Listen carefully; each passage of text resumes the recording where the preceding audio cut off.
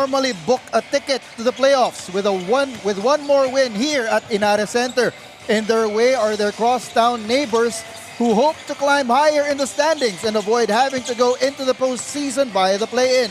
It's a game with playoff implications in the 14 and under division, only here in the 14 and under division of the Apex Gaming Manny Pacquiao's Junior MPBL.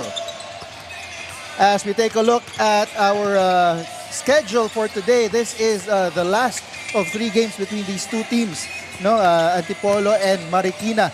And we have 3 more games after this between the Quezon City Junior Giants and yung Mandaluyong. And good afternoon mga kaibigan. Joel Parcon bringing you the action alongside my partner, Coach Noy Africa. Coach, good afternoon. Good afternoon. We've had some very close ball games in the first 2 games that we've covered, and as you said, this game has playoff implications. So we're expecting another slam bang affair right here in Antipolo. Ayan, of course, our 2 protagonists are Antipolo and Marikina. Antipolo is leading itong ating 14 and under division with 7 and 2. Samantalang yung Marikina naman nasa lower half sila at 3 and 4. That's right. So both teams, they have different targets in this game. Antipolo trying to get the top seed, while Marikina still trying their hardest to get into the play-in and maybe even improve better and get to avoid that play-in tournament. So importante talaga itong ball game na to, and it's very important for these two teams to give all of their best. As we saw dun sa 16 and under, one player specifically gave all his best and came out with a win para sa kanyang team. So let's go ahead and take a look at the previous games nitong dalawang kupunan. Let's start off with Antipolo. Antipolo pulling off that 1-point victory over Pampanga. Shot very well from the field, hit half of their shots. Rebounding, they out-rebounded Pampanga by 13 bench points. Was really a big factor for them, outscoring Pampanga by 37, and then fast break points 24-8 for Antipolo. And bunta naman tayo dun sa kabilang dako, ang Marikina. During their previous game, natalo sila. They lost to Mindoro by 26 points in that game. They only shot 30% from the field. Definitely needs to share the ball more. Only had 6 in that game. Points of turnovers, 30 for Mindoro, 10 for Marikina, and this is where Mindoro killed them, 40-9, fast break points advantage. Yan, grabe yun. So, sino naman mga asahan ng mga players dito sa bawat kupunan? Who is on our marquee matchup, Coach? In our marquee matchup, it's Chris Jacob Cordon for Antipolo, averaging 15.6 rebounds, 2 assists, a block, and 3 steals per game. While on the other end naman, ang matchup nga, it's going to be Denden Enriquez of the Marikina Junior Shoemasters, averaging 15.1 points per game. Also, 4 rebounds, 2.6 assists per game, and 4 steals per game. Grabe. It looks to be, as you said, a slam bang affair today. And so the table is set. Everything is ready. Let's go ahead and bring it over to our venue announcer to start this ball game.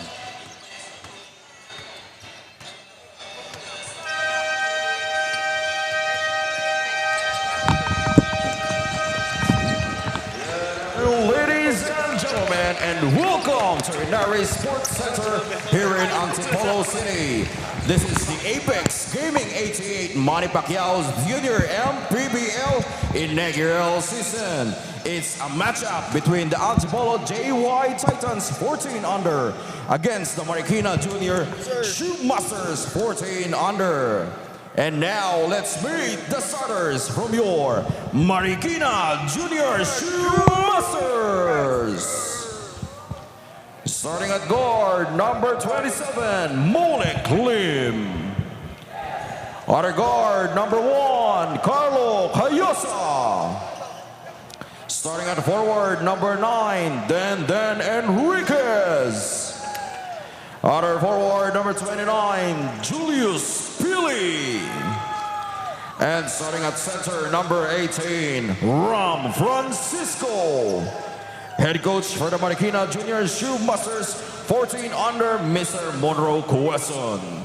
And now let's meet the home team, Antipolo JY Titans. Starting at guard, number 77, Carl Ledesma. Other guard, number 8, David Sabareza. Starting at forward, number 21, Ian Manalo. Other forward, number 1, King Alaw. And at center, number 7, Jeremiah Jubilado. Referees for this ball game, Edwin Tangkion, Rafi Benedicto, and your crew chief, John Mahinay. This is Manny Pacquiao's Junior MPBL, ang liga ng bawat batang Pilipino.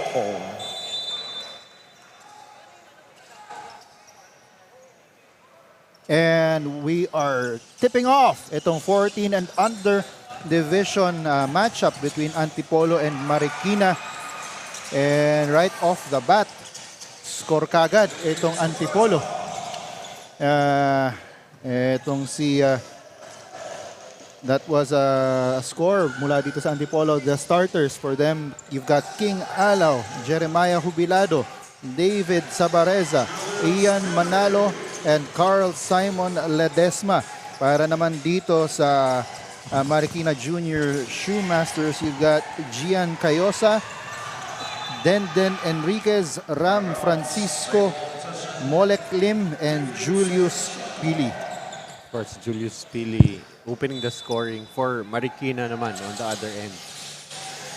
Yun, para doon sa Antipolo, it was Sabareza earlier.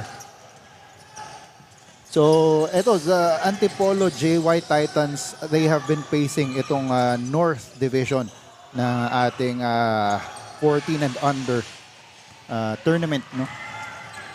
And yung Marikina medyo lagging behind dito sa ating tournament. Makalalaman natin who wants this win more dito sa ating laban.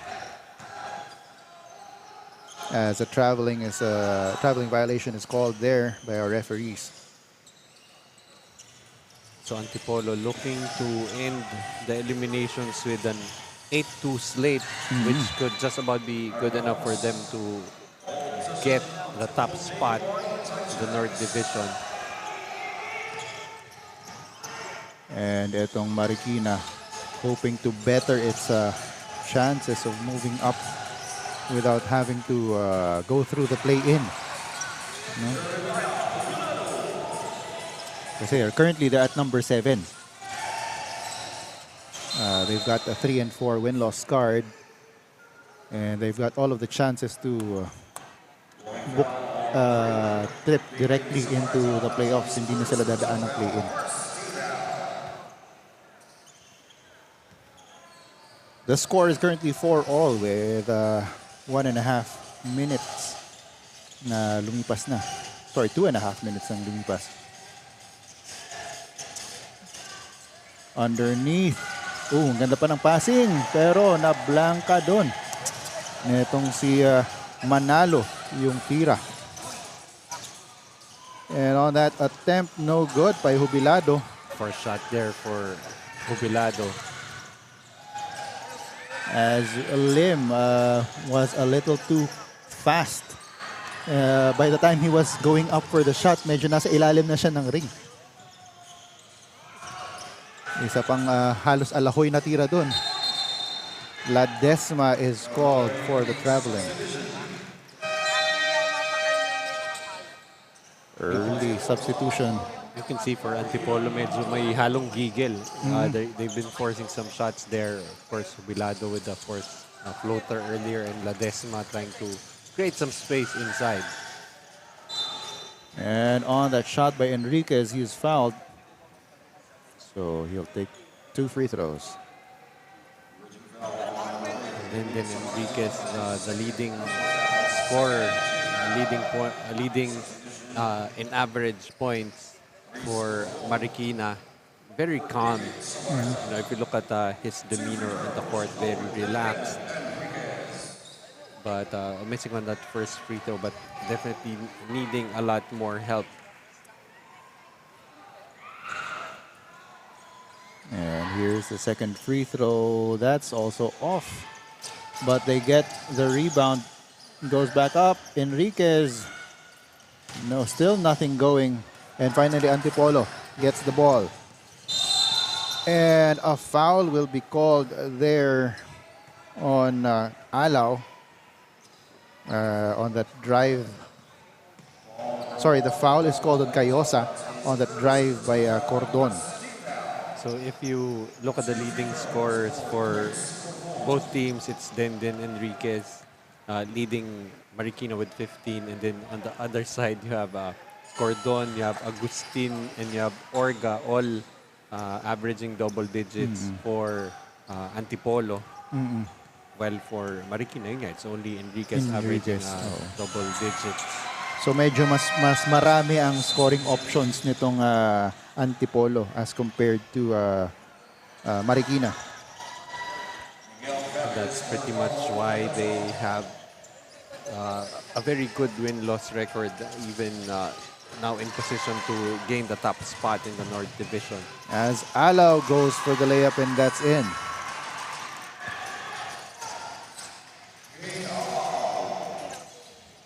Here is Enriquez for three. That's off.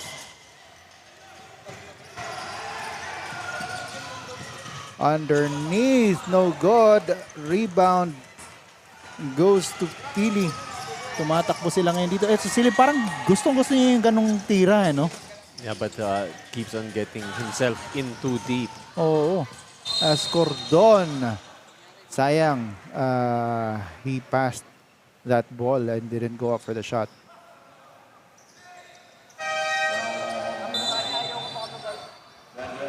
So if you're Antipolo, you're 7-2, you're going against a 3-5 team in Marikina. This is what they call a trap game. You know, you have a way better win-loss record, and there's a tendency to relax.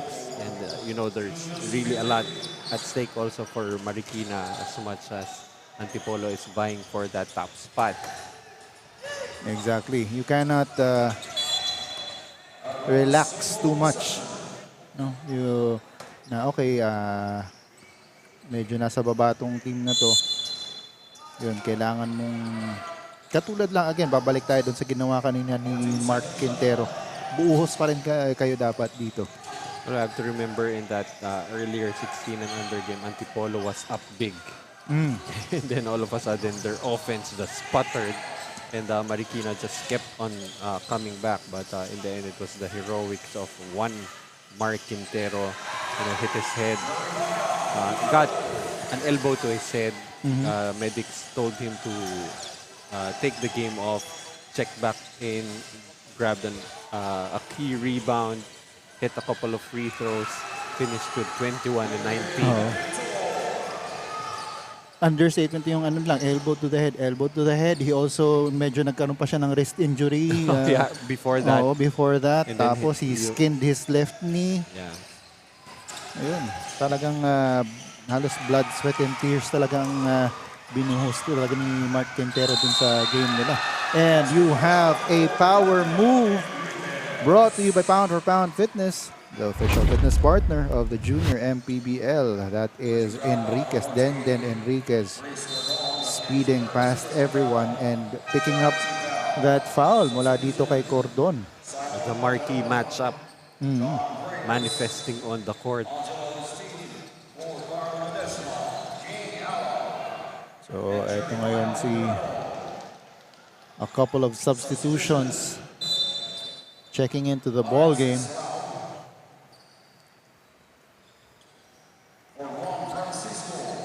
And so, bonus free throw para dito kay Denden Enriquez.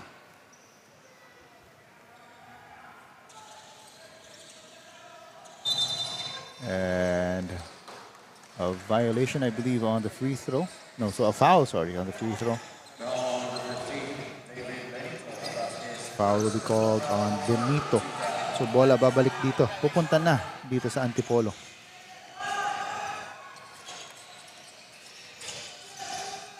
Here are the Titans.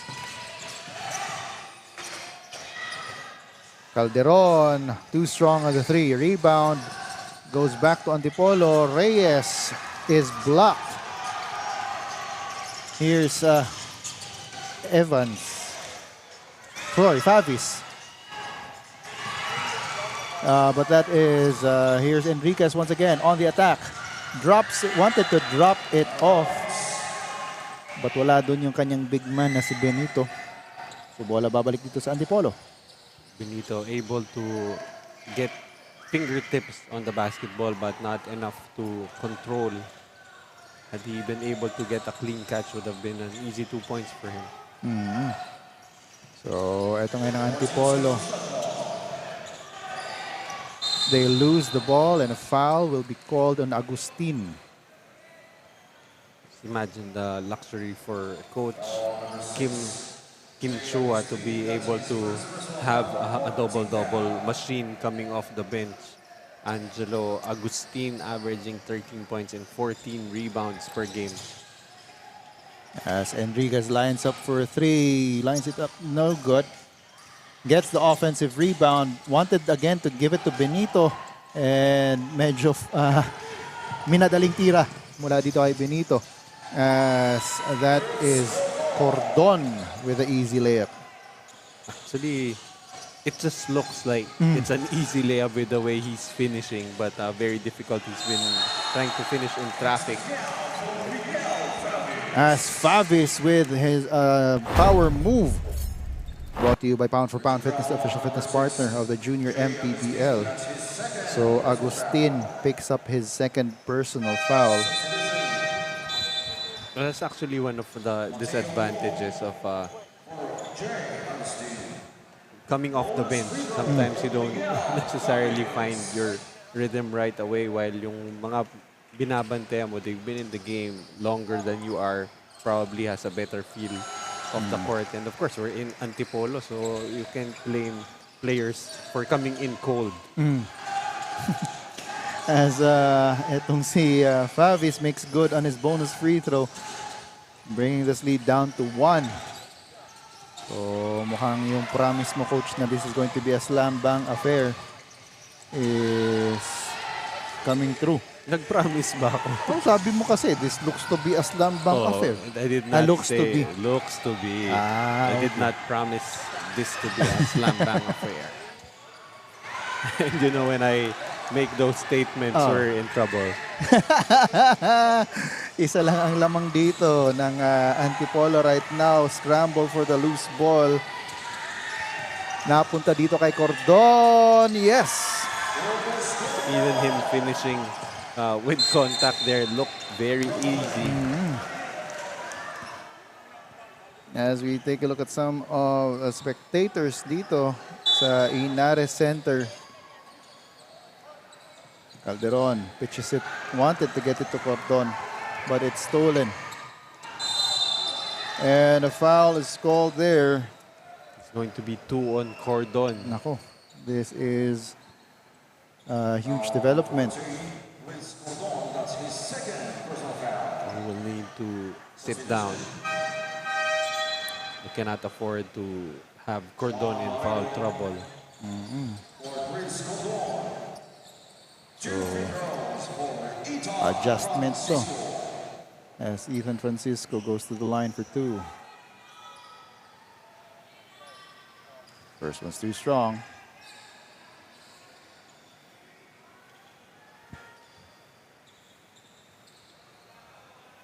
And kanina ko pa ito napansin kahit na dun sa 16 under na matchup, coach. Pero you gotta love na si Coach Rizal Castro is still there.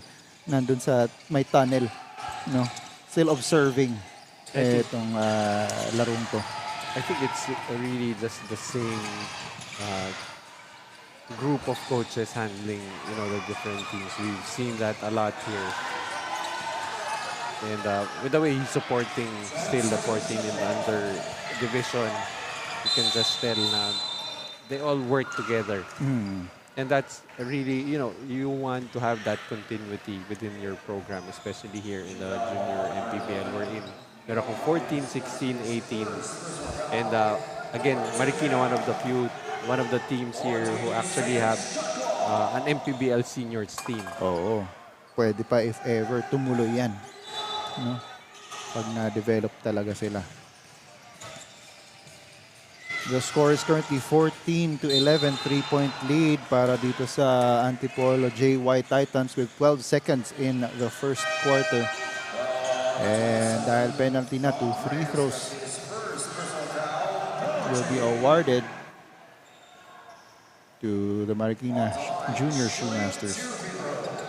So far in the first quarter, the 3 and 5 Marikina squad, 3 and 4 Marikina squad keeping in step with the 7 and 2 Antipolo JY Titans.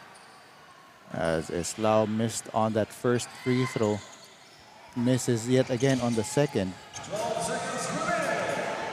9 seconds to shoot para dito sa Titans. Here's Calderon, steps back for the 3, and that is traveling. Lifted his left foot before dribbling the ball. Probably should have taken that shot. Oo, nag-step back na siya papunta sa 3.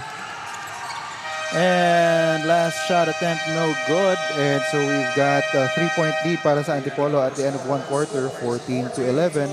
As we check out the Apex Gaming 88 move of the game. Ito yung kaninang power move din para dito kay Favis. That is your Apex Gaming 88 move of the game. And so after one quarter, it's a 3-point lead para sa Antipolo JY Titans over the Marikina Junior Shoemasters. Coach Noy and I will be back for the second quarter. This is the Apex Gaming 88 Manny Pacquiao's Junior MPBL. In basketball, victory is the culmination of teamwork, strategy, and relentless pursuit. It's the swish of the net echoing triumphantly, a testament to the hours of practice and the heart poured into every play. Respect for the team and respect for the opponents will be paving the way para dito sa Team Marikina Junior Shoemasters in order for them to tie their team standings. When I spoke to their head coach, Coach Monray Quezon, nabanggit niya nga sa akin that he mentally prepared his boys by reminding them to take it one quarter at a time at para i-enjoy din nila ang larong ito. But of course, not too much enjoyment kasi baka daw mauging overconfident itong mga batang ito. Let's see on how they will perform here on this match as we thank Apex Gaming 88 for being our constant companion dito sa Junior MPBL. You may download it on